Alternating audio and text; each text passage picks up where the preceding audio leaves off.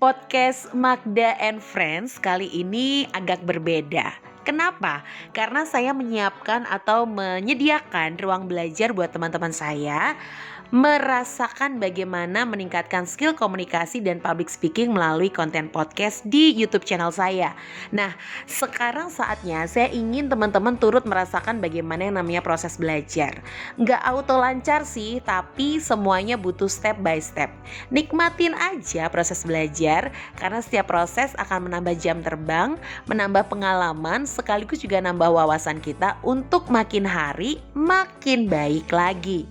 So, yuk kita simak bersama Putra, Via, dan kawan-kawan yang akan mencoba bikin podcast mandiri di channel YouTube saya. Selamat mendengarkan. Selamat pagi, siang, sore, ataupun malam, kapanpun kalian sedang menonton atau mendengarkan podcast hari ini. Nah, jadi kami dari kelas komunikasi akan mengadakan sebuah podcast tentang apa sih before after dari mengikuti kelas komunikasi hari ini. Nah, hari ini aku, Putra, akan menjadi koordinator untuk podcast hari ini. Nah, di podcast hari ini ada beberapa orang nih. Yang pertama, Hai, aku Pedro. Halo, perkenalkan nama saya Via. Perkenalkan aku Ameta. Dan perkenalkan nama saya Vincent. nah kita mulai dulu dari Pedro dulu sih. Coba gimana nih Ped, before afternya kamu di kelas komunikasi ini? Oke, terima kasih Putra. Jadi hari ini aku mau berbagi sedikit cerita gimana sih perbedaan saya yang dulu dan saya yang sekarang. Nah, jadi saya yang dulu itu orangnya pemalu banget. Jangankan di hadapan banyak orang, mau ngobrol sama satu orang pun malunya minta ampun.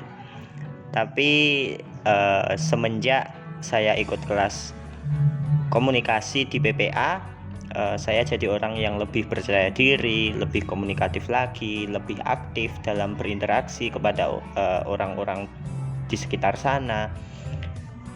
Jadi itu sih manfaat ikut kelas komunikasi buat saya secara pribadi. Keren ya, jadi ada perubahan yang signifikan gitu dari diri sendiri. Nah, ini kan ada 2 cewek, 2 cowok nih. Jadi kita lanjut ke grup yang cewek-cewek dulu nih. Yuk, Afi. Oke, terima kasih Putra untuk waktunya. Sebenarnya saya pengen sedikit berbagi pengalaman dari saya yang belum mengikuti kelas komunikasi sampai akhirnya saya mengikuti kelas komunikasi. Itu saya rasakan banget ketika first time saya ditunjuk sebagai pemimpin acara dalam sebuah acara ya semi formal. Tetapi gimana ya, karena belum pernah ada pengalaman sehingga kaku kesannya. Lalu pernah sekali ketika menanyai seseorang dalam sebuah wawancara juga, harusnya kan kalau orang yang sudah belajar public speaking tentunya bisa tahu bagaimana cara menanggapi dari narasumber tersebut. Tetapi karena waktu itu saya belum belajar tentang public speaking dan I feel empty, jadi saya merasa bahwa itu tidak perlu ditanggapi. Tetapi setelah belajar tentang public speaking, ternyata tanggapan-tanggapan yang harus disampaikan ketika dalam acara formal, semi formal, dan informal seperti tektokan personal itu ternyata berbeda sekali. Di sini saya mendapat banyak manfaat sehingga dalam memimpin sebuah acara juga lebih lancar lagi daripada ketika belum mengenal yang namanya public speaking. Jadi bisa dibilang dapat kayak detail-detail kecil gitu kan ya. Keren sih, keren. Ya, kita lanjut ke Vincent deh. Gimana, Sen? Ya, terima kasih Putra. Dan untuk menurut saya sendiri, saya pribadi, before after setelah saya mengikuti kelas komunikasi ini dan sebelum kelas komunikasi ini, perubahannya itu sangat tinggi. Dimana sebelum saya mengikuti kelas komunikasi ini hampir sama dengan Pedro yang pemalu, kurang percaya diri, dan susah gitu loh mau bicara sama orang.